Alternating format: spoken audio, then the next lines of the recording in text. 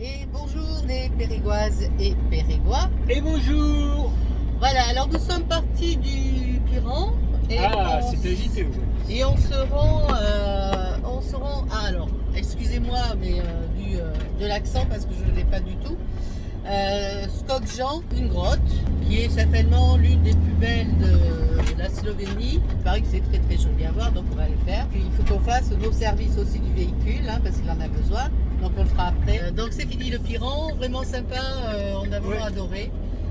Vraiment à faire, c'est vraiment sympathique. Et alors maintenant on va se concentrer un peu sur la grotte.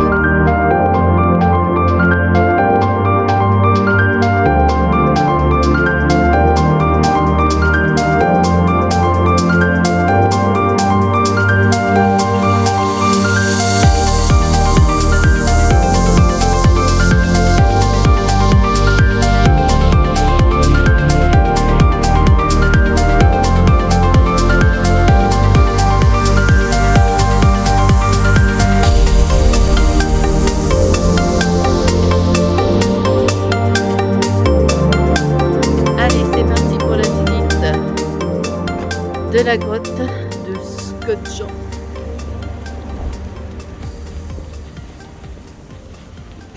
Comme il faut qu'on attende 1 heure pour visiter les grottes, là on a vu qu'il y avait un point de vue à aller voir, donc c'est ce qu'on va faire. Nous sommes suivis par une bébête. Ni libellule, ni papillon.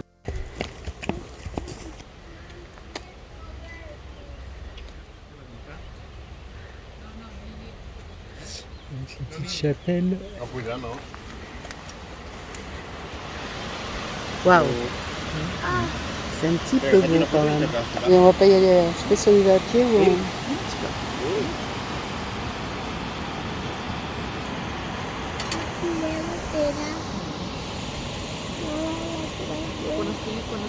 Point de vue, c'est fait. Alors, nous avons repéré tout à l'heure en passant près de leur petite cafette, machin, etc., les fameux gâteaux qu'on regardait hier. Alors, parce qu'il y a des spécialités en Slovénie que l'on veut absolument goûter. Ça, c'est la chose à faire quand on part en vacances dans un pays étranger, c'est goûter la spécialité. Ça fait partie aussi du voyage. Donc, nous avons vu effectivement des pâtisseries très slovènes et on va en manger une. Et avec un petit café peut-être. peut-être, on est motivé. On est motivé, tu es motivé. Donc c'est de ça dont on vous parlait. Ce fameux gâteau. Ah, ah.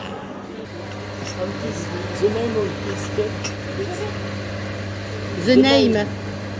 Gibanica. Gibarita. Ok, thank you. Gibarita.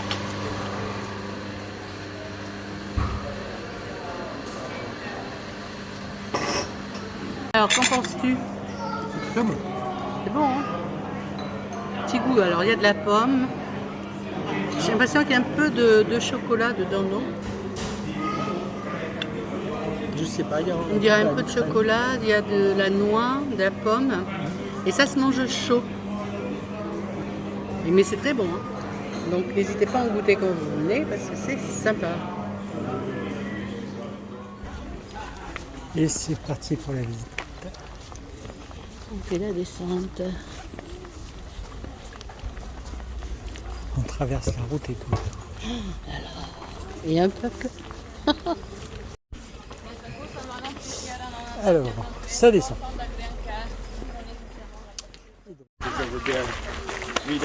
Ça y est, on est arrivé.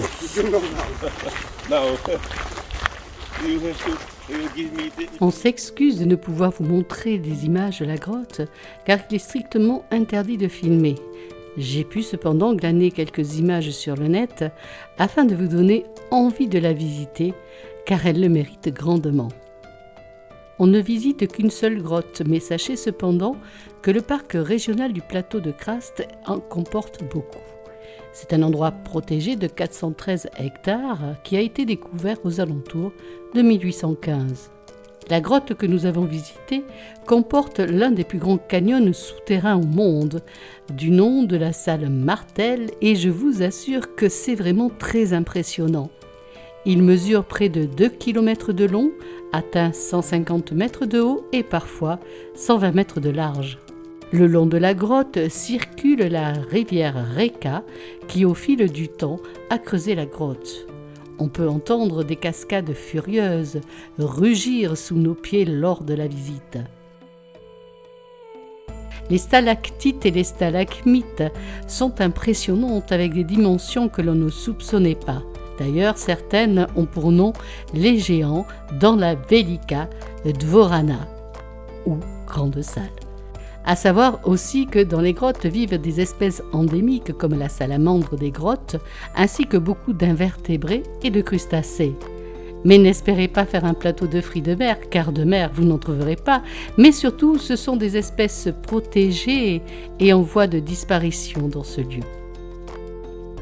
L'homme y a vécu en harmonie depuis la préhistoire. D'ailleurs, une étude a démontré que le site était utilisé comme lieu de rituel et d'inhumation. Et enfin, à savoir avant de vous y rendre qu'il faut une bonne condition physique, car cela monte et descend en permanence. Et pour accéder aux grottes, il faut marcher 35 minutes car le sentier est long de 3 km. À la fin de la visite, 3 chemins de retour sont possibles. Le plus facile nous mène jusqu'à un petit téléphérique qui facilite la remontée.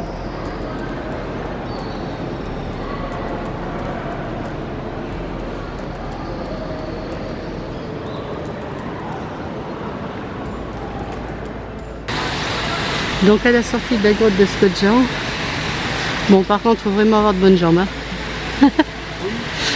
Là c'est confirmé. Hein. Bonne santé. Bonne santé et bonnes jambes. C'est chaud à l'intérieur quand même.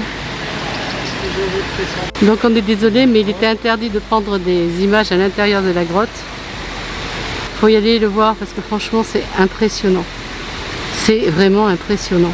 Il n'y a pas d'adjectif pour expliquer. Ah non. Et il y a un canyon à l'intérieur, je ne sais pas si vous vous rendez compte, il y a un canyon, c'est une tuerie. Bon par contre j'ai trouvé la visite très rapide, c'est pas à la course mais on n'en est pas loin. Donc à un moment donné, je sais bien qu'il y a du monde mais on ne prend pas le temps de tout regarder correctement, je trouve ça un peu limite. On s'arrête au point clé si vous voulez, on arrive quand même à voir des choses, mais pour moi j'ai trouvé que ça allait beaucoup trop vite. C'est parti, on va prendre donc la place de van. Donc on l'a choisi pour pouvoir faire les services pour le van, c'est-à-dire les eaux usées. Hein. Il est temps. Il est temps, oui, c'est sûr. Donc c'est parti pour 25 km à peu près.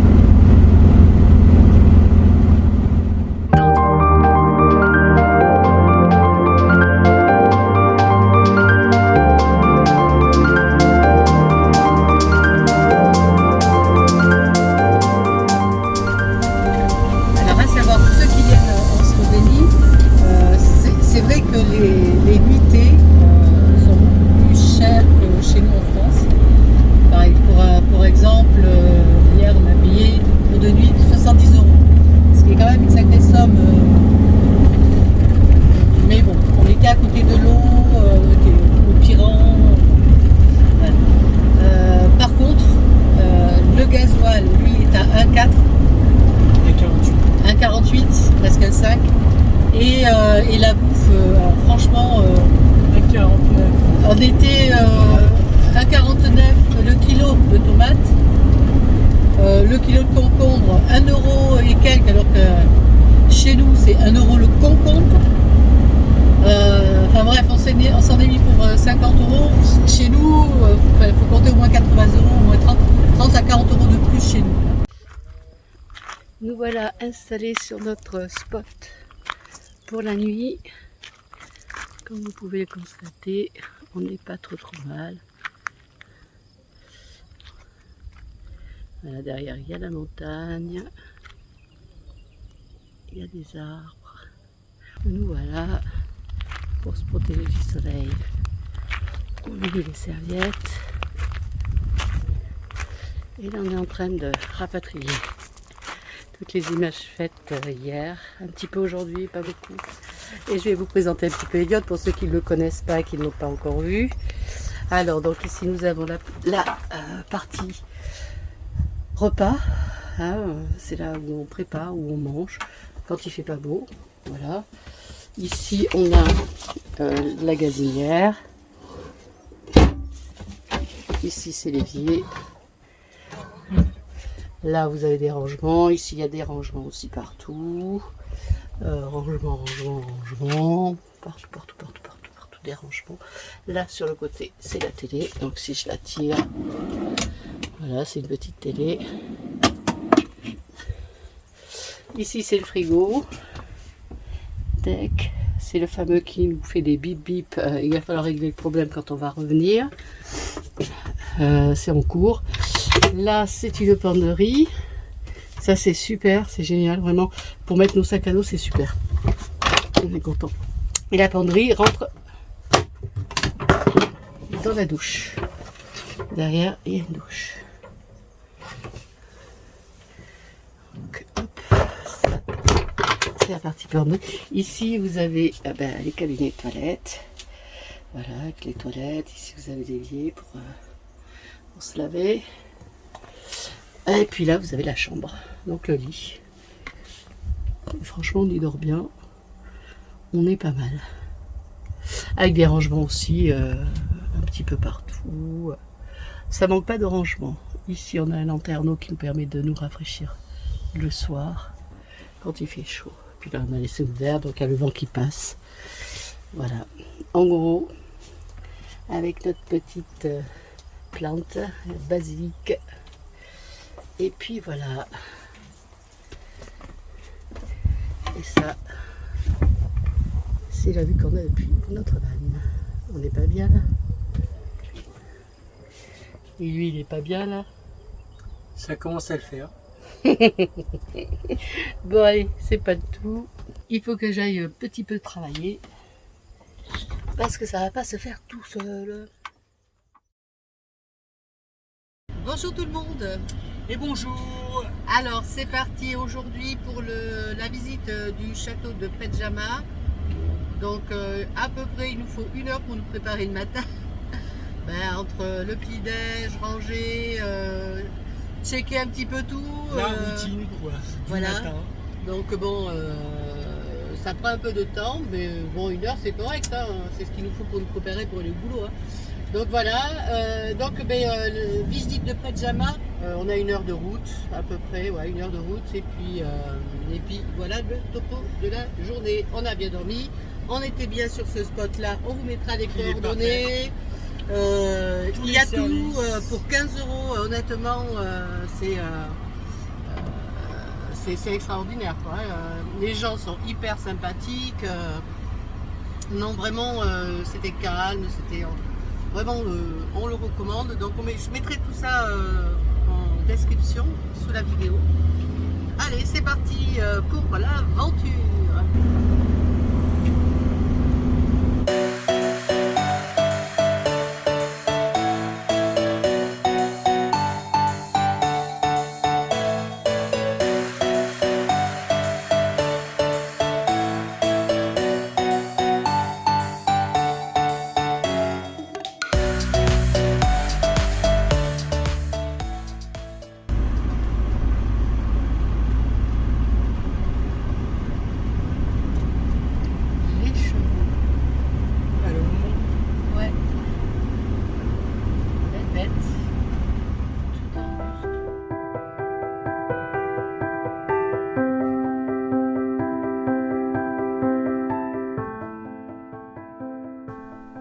Le château de Predjama, ou Grad Predjama, Grad voulant dire château en slovène, et ses grottes se situent à 9 km du bourg de Postojna. Il est le plus grand château troglodyte au monde et est même inscrit au Guinness Book des records. La vue est à couper le souffle quand on arrive sur le site et que l'on aperçoit pour la première fois l'édifice. Il est totalement imbriqué au-dessus d'un gouffre karstique de 123 mètres pour en empêcher l'accès facilement.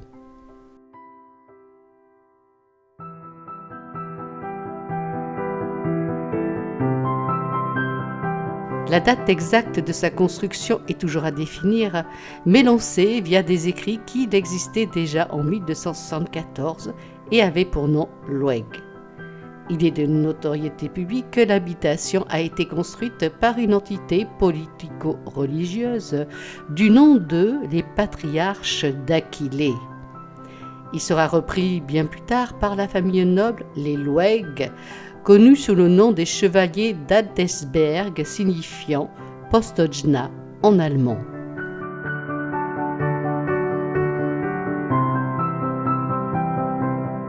Au château se trouvait un tribunal et à côté les cachots. Mais le plus surprenant, c'est la fenêtre fermée par des volets en bois. Il suffisait alors de les ouvrir et d'y jeter les coupables pour une justice expéditive.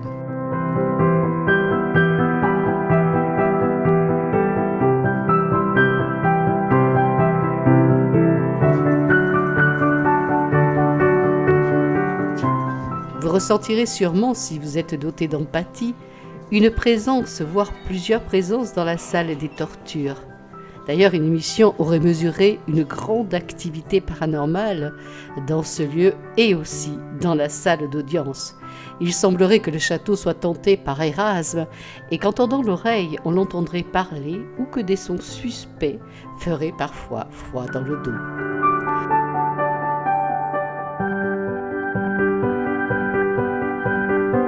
Les salons sont des pièces qui semblent chaleureuses et pourtant, le château est très humide et froid.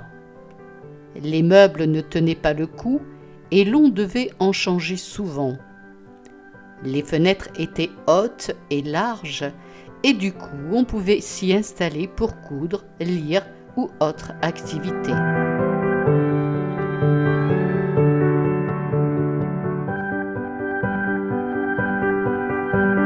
Dans la cuisine trône une cheminée monumentale où l'on se laisse imaginer rôtir volailles et cervidés. Pas très végane, il est certain, mais que viande, ce devait être fort appétissant.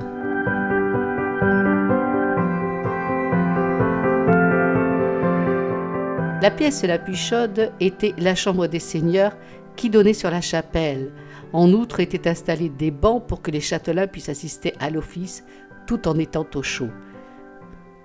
Pas très loin se trouve la sacristie et la pièce à vivre de l'homme religieux.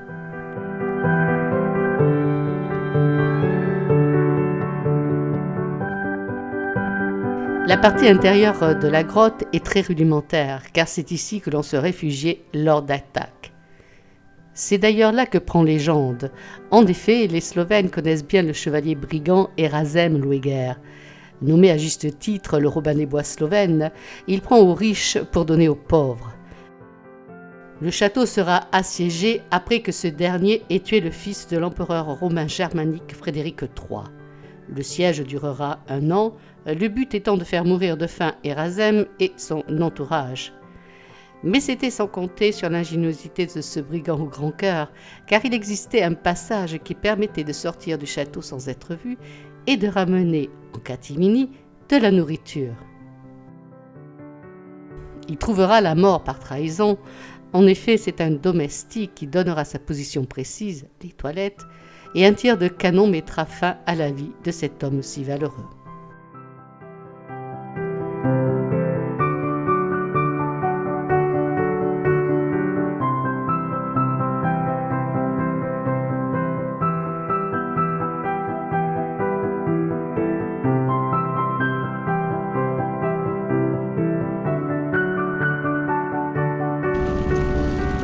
Après un bon petit repas, c'est reparti. Oui, tomates, poulet, tout simple, hein, rapide. Donc là, on va s'avancer pour demain, au maximum. Donc là, on a vu les avantages du GPS au campeur, c'est-à-dire que quand là c'était le cas, on n'avait aucune connexion Internet, je parle, c'est le campeur qui prend la relève. Ouais, c'est vrai. Alors là, ça fait pas semblant, les gars. Ouh. Je vais s'arrêter là.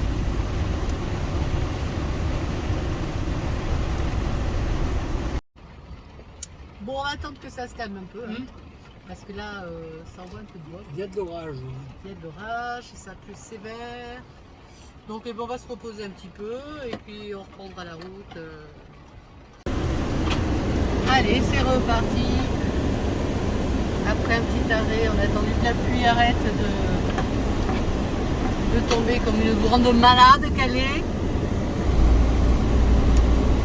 Bon, mais là on va faire un peu de route aujourd'hui, cet après-midi. On va essayer de s'avancer sur le spot de demain.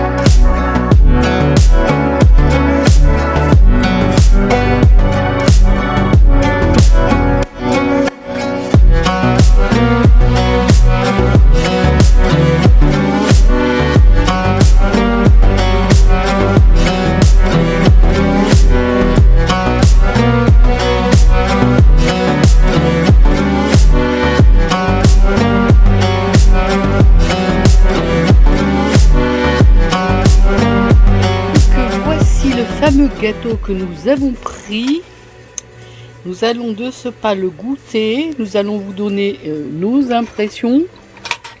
Allons-y, on va goûter. J'ai l'impression que ça ressemble à une forêt noire. Il y a du caramel dessus. Ouais. Oui, c'est du caramel qu'il y a dessus. Ouais, c'est de la crème noisette. C'est très bon. Pas comme dit la noisette. C'est très bon. Très léger. Un petit goût de caramel avec les amandes grillées. Le petit côté noisette crémeux, mais fin et pas trop sucré. Nickel. Très bon. Alors le nom, on n'en sait rien en fait. On ne rappelle plus. Si on vous fera passer la personne qui nous l'a vendu, qui nous l'a prononcé. Oui. On fera un montage. On fera un montage, ouais. On mettra le nom dessus. Parce que là, franchement. On lui a demandé, on n'est pas des fous. Ben oui, mais par contre, on l'a pas retenu comme d'hab. Ça, c'est typique.